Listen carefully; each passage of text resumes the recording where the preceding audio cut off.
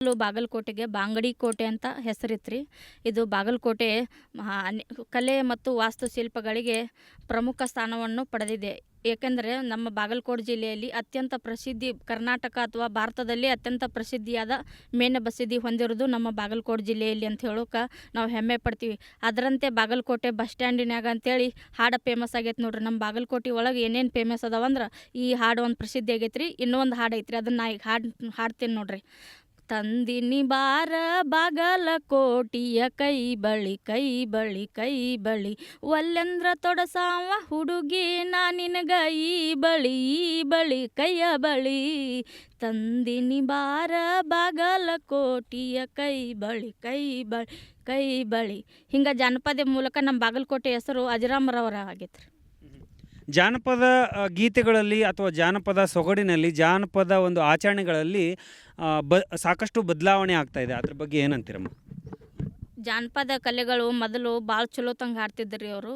ಈಗ ಸ್ವಲ್ಪ 12 ಥರ ಮಿಕ್ಸ್ ಮಾಡಿ ಹಾಡಕತ್ತಾರೆ ರೀ. ಅದು ಕೇಳೋರಿಗೆ ಕಿವಿಗೆ ಇಂಟ್ರೆಸ್ಟ್ ಬರೋಂಗಿಲ್ಲ. ಮತ್ತು ಜಾನಪದ ಸೊಗಡು ಮೊದಲಿನ ಥರ ಈಗ ಸೊಗಡು ಬರೋಂಗಿಲ್ಲ ರೀ. ಮೊದಲಿಂದು ಇದ್ದು ಶಬ್ಬೀರ್ ಡಾಂಗೆ ಅವರೆಲ್ಲ ಹಾಡ್ತಿದ್ರು ನೋಡ್ರಿ. ಅಂತ ಹಳೆ ಕಲಾವಿದರೆಲ್ಲ ಜಾನಪದಕ್ಕೆ ಇನ್ನಷ್ಟು ಮೆರಗು ತರುವಂಗೆ ಗಾಯನ ಮಾಡ್ತಿದ್ರು ಅವರು, ಹಾಡ್ತಿದ್ರು.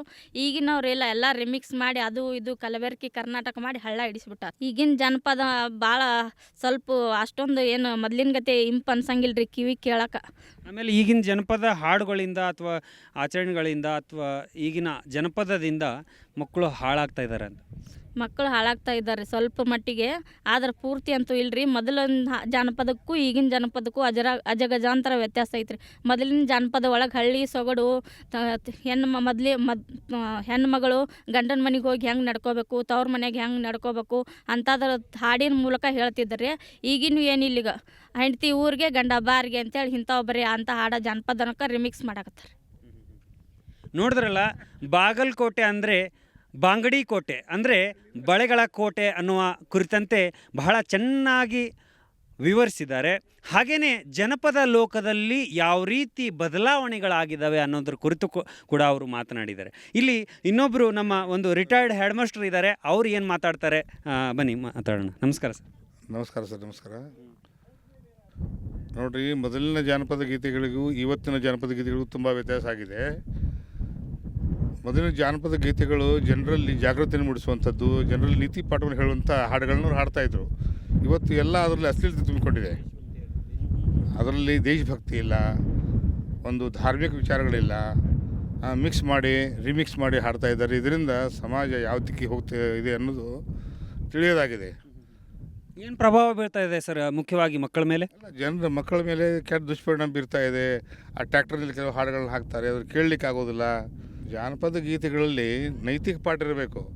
ಅಂಥ ಹಾಡುಗಳನ್ನ ಹಾಡಿದರೆ ಸಮಾಜಕ್ಕೆ ಒಳಿತಾಗುತ್ತೆ, ಸಮಾಜ ಸುಧಾರಣೆ ಆಗುತ್ತೆ, ಸಮಾಜದಲ್ಲಿರುವಂಥ ಓರೆಕೋರೆಗಳನ್ನ ತಿದ್ದಲಿಕ್ಕೆ ಅದು ಸಹಾಯ ಆಗುತ್ತೆ. ಈಗ ಹಾಡುವಂಥ ಹಾಡುಗಳು ಅದರಲ್ಲಿ ಯಾವ ಒಂದು ನೀತಿ ಪಾಠ ಇಲ್ಲ, ಯಾವುದು ಧಾರ್ಮಿಕ ವಿಚಾರಗಳಿಲ್ಲ, ಕೇವಲ ಮನರಂಜನೆಯಾಗಿ ಅವರು ಮಾಡ್ತಾಯಿದ್ದಾರೆ.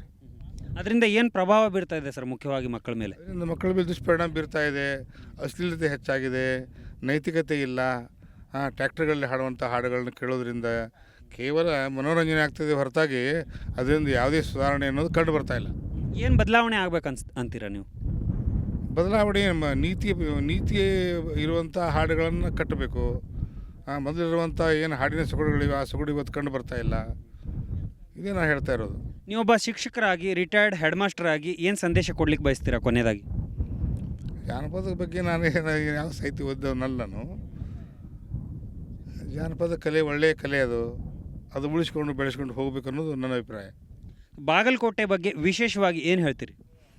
ಬಾಗಲಕೋಟೆ ನೋಡಿ ಭಾಳ ಅದ್ಭುತವಾಗಿ ಬೆಳೀತಾ ಇದೆ.